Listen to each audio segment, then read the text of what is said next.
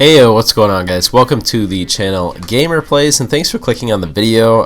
Today I just wanted to make a video talking about the state of the Division 2, the good, the bad, and what the road forward might look like.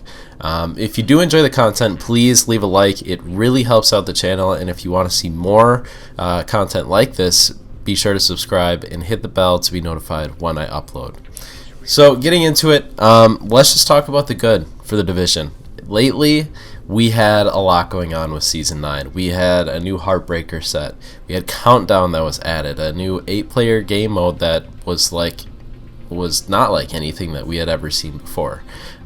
This brought pretty much a raid setting and a raid feeling and a raid size player base to a more casual experience, which for me I loved because this brought a larger scale game mode that still had a little bit of freedom and you didn't have to stay on a extremely linear path. So I loved Countdown. We had a new gear set added as well, and new exotics, and then also the expertise system was added in. So not only we had added in the optimization system in the past so that you can max out your gear, we now have the expertise system so that you can stack on top of, if you have a maxed out weapon or maxed out gear pieces, you can stack those core attributes on top of that, such as weapon damage or armor, whatever it may be. So I think the expertise system was a really good add in something that is going to be extremely valuable to those players who want to get more out of this game long term and want to really be able to sink their teeth into something and just grind for it and actually be able to see the results too. So, however, there were some problems that came with this. So on that same note, for the expertise system, we had some issues then with the expertise leveling.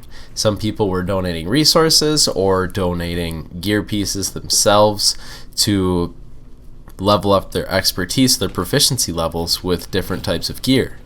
The problem is, if you were just going along getting kills, and leveling up your gear that way, you are going to end up getting to level like 24, 27, 30, to basically levels 20 and up for leveling up proficiency with different pieces of gear by getting kills. So now, if we look at the other way and you're donating resources or you're donating those pieces of gear to level them up, that was actually landing people at closer to 17 or 20, which is where you're actually supposed to end up. So there was a bug with that, and because of that, we did get some rollbacks, but we'll get into that. Some other issues that we had, there were some bugs in Countdown after it first launched with the menu and trying to leave the session. It disconnects you if you join a session with a group that you're with. It disconnects you from that group, just little things like that. We had the apparel event pushback, which was supposed to launch, I believe it was originally last week, if not this week, Tuesday. So that did obviously have an impact. And then exotics that were not supposed to drop in the general loot pool or in caches were dropping in the general loot pool or targeted loot or anything like that. I actually got a couple of the new exotics myself from the general loot pool and just targeted loot. I actually turned on targeted loot for masks so I could get the Catharsis mask, and it worked. So I really like that. I was pretty sure it was broken, and come to find out it actually was broken.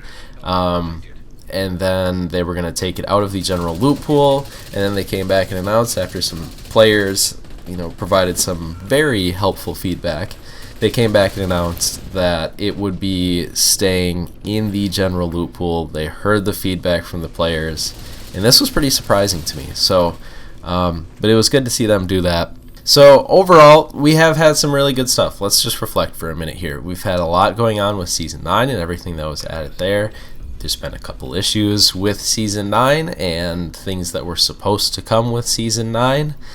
And it's kind of been a little bit rocky, but hanging in there. If you're going in and playing the game on a daily basis, unless you got hit by rollbacks, I don't think your experience is really going to be impacted, at least from my experience.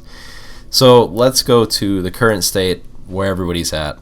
Players are angry. We had expertise rollbacks, as I mentioned earlier, so everybody that was like 20 plus got rolled back to where they were supposed to be, and if you were maxed out at level 20, you're just maxed out at level 20. That is now the cap, level 20 for proficiency levels. Or the expertise levels, my apologies. So we do have some angry players, given that situation, and I can't really fault them for that. If I put a bunch of time into it, and I had it all rolled back, I'd be pretty upset too. However, most of the players that I've seen have been doing this using I think it's Parnell mission in New York. It's a mission in New York that you can do and just farm it. It's pretty much you go in, get a bunch of kills, and then wipe, and you're getting a bunch of kill XP, and you just swap out the gear that you're using so that you can level it up extremely quickly. So the players that are doing that, I mean, you had what was coming if you were using an exploit in the game. If you didn't work for it, I guess you can't really be that mad, but for the players that did work for it, I definitely understand where you're coming from, and that is frustrating. Now, with these expertise rollbacks, obviously that did have an impact on certain aspects of the game in PvE, the damage output that people had, the amount of armor that people had, etc., for those who had 20 plus for their expertise levels and their proficiency, and their items that they were proficient in. So this had an impact in PvP, which caused the Division to release this statement, letting us know that PvP, or conflict where PvP resides, is going to be temporarily turned off. So I think this was a good call for balancing reasons. However, I can definitely understand how this makes some players pretty upset. I'm personally not a PvP player myself, but for those that do play PvP, I can definitely see, like, if you just had a portion of the game shut off that you usually play, that hurts. That's tough. But I understand the devs do have to do this to get it back on track, and to make sure that these expertise changes and the rollbacks and everybody's levels are actually coming through as they should. So now, today, it is Thursday, June 2nd when I'm recording this. This will most likely get posted tomorrow, the following day, Friday, June 3rd. However, we were informed when we were supposed to be getting the update, the maintenance, this morning, we were informed that it was not coming today. And we received this tweet from the Division 2 team. Now, this has set off some red flags in the community. I've seen videos posted by other Division 2 YouTubers, and it seems to be a lot of tearing them apart for the changes around the chill out mask. I mean, that's something that I didn't even mention in here, but a holiday event item that was dropping in the general loot pool, that's one thing that really has a lot of people in the community pretty upset and worried about the state of the game and what the devs are doing to the game. It just kind of piles on top with everything that we spoke about. But I think we need to really take a step back and look at the Division 2 as a whole in its lifespan. Because in these other YouTube videos that I'm seeing, and now granted I am new to the YouTube scene, and I've been playing Division since the Division 1. It's not my main game that I play every single day when I'm booting up my system, but it is one that I keep up with and that I check back in on periodically. I think I have like 600 something for my watch level.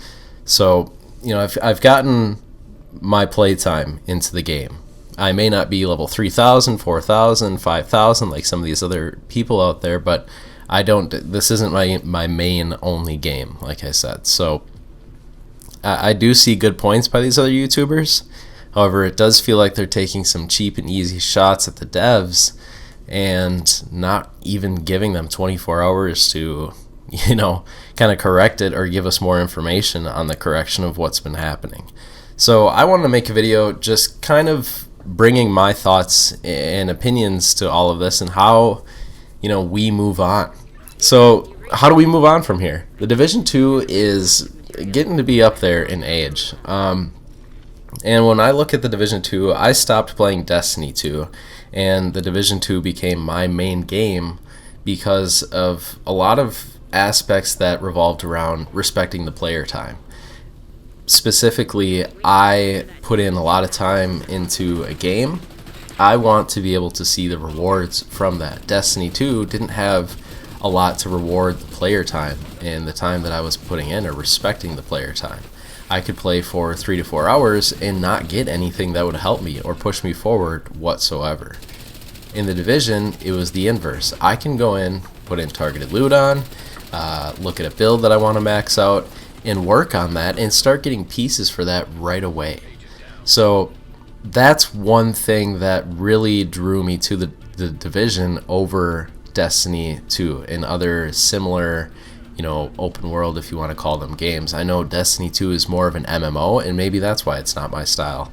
And the Division 2 fits a little bit more in that like action RPG, open world, looter shooter. However, the Division 2 is a game that's been in progress and live service, and we have to understand that when a game is live service, we have to deal with when they're servicing the game.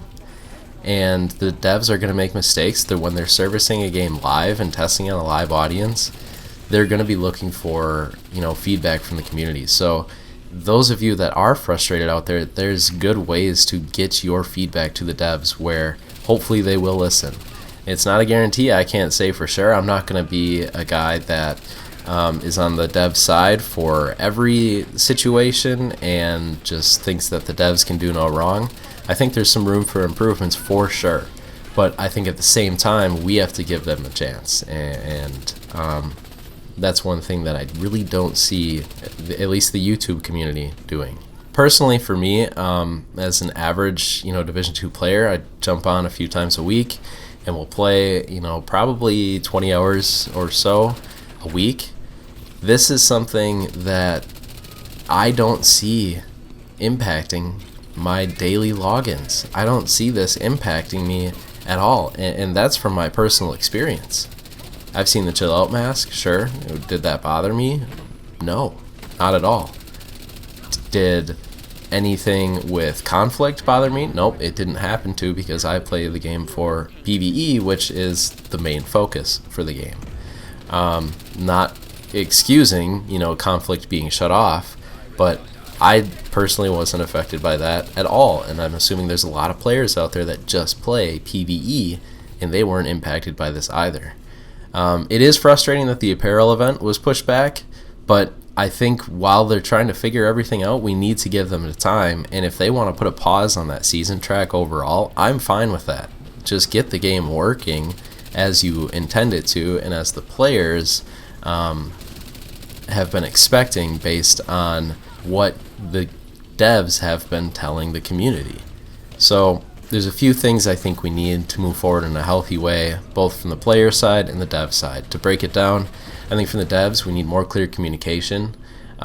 There's been multiple devs in different areas and communities on the internet that are, or on streams even, that are giving different information that is conflicting. And then also we have players who are out here bashing the devs and not giving actual critical feedback that can be built upon. So I think that's what we need on each side. The players to be giving the feedback, having a little bit more patience with the devs, but giving feedback in a constructive way and not just sarcastically asking a question on Twitter or bombarding 5 devs and 2 game accounts with questions on Twitter. I think if we let the devs figure that out and work through this, they will share the information with us and we'll be able to get this game on track. It is literally their job. So community, YouTube community at least, give the devs a chance. Give them a minute. Let's figure it out. The Division is an old game. The fact that it's getting the amount of support that it still is, I am extremely excited about, because it would be so sad to see this game die. I've been a huge fan for years, since the Division 1, like I said. So yeah, that's kind of my take on it, guys. I'd love to know your thoughts down in the comments below. Do you think that the community is actually giving the feedback that they need to the devs and in the form that they need to? Is it just kind of we're past the point of trying to, give that constructive feedback? The feedback is there, they just need to execute. Or do you think we need to give them a little bit more space and a little bit more time, have some patience, and just let them work this out? Where do you stand on this? How have you been impacted by all of these things so far? Because like I said, there's a lot of ways that I haven't been impacted in my player experience, but there's a lot of other players out there that like to play Conflict and PvP, have different play styles than me. So I'd love to hear from you guys. Like I said, down in the comments, let me know your thoughts on this overall and all of the different changes and issues that we've been seeing. At the end of the day, I do love the Division. I'm not going to be a fanboy for the devs, but I am going to respect, the time and work that they put in. So yeah, thanks guys. If you did enjoy the video, please leave a like on it. It really helps the channel grow. And if you want to see more content like this on the Division 2 and other games as I get more time and I'm able to make more videos for you, please subscribe. I will have more videos coming starting weekly, and then hopefully we can get up to a couple uploads a week once I can get more support. So I appreciate it guys. Hope you enjoyed the video. We will see you next time.